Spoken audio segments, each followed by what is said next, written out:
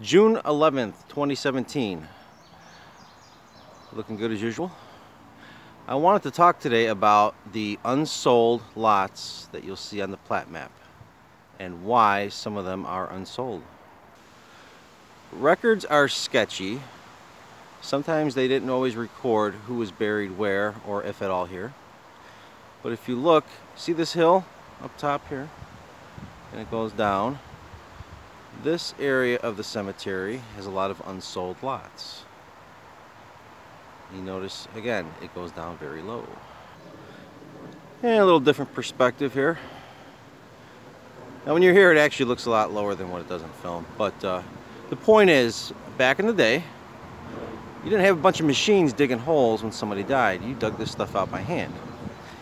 Now, people with intimate ties to this place have relayed stories to me that this section of the area was extremely hard to dig because of the amount of rocks. So, what kind of rocks? Let's go take a look. So, for example, this boulder just sitting on top, you could find stuff like that underground, and of course that would be very hard to run into in high quantity. And then of course we have the quarry pond, and there was a reason why they decided to use it as a quarry. And we're going to take a walk over by the creek and see what they may have been digging out of there. Yeah, real quick, another boulder just peeking its head out. So yeah, you get a lot of those here.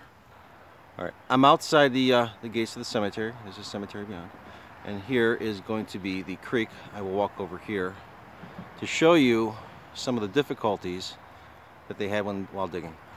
Just like in any other creek, rocks, but this section of Tinley Creek has a high concentration of it, all up and down by the cemetery. Now I was hoping the water line was lower because I want to get a closer look at what's right here. You're going to see a lot of flat rock, big chunks of it. Let's see if I can get closer. Okay, hopefully the reflection isn't hurting, but you'll see this line here.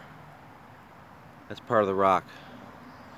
Now all this is just flat rock in layers, and then they'll have more. Of course the sun's going to hurt it. Some of it's peeking its head out right here, but that is not that far down when you start digging for a grave. Of course you can't see it.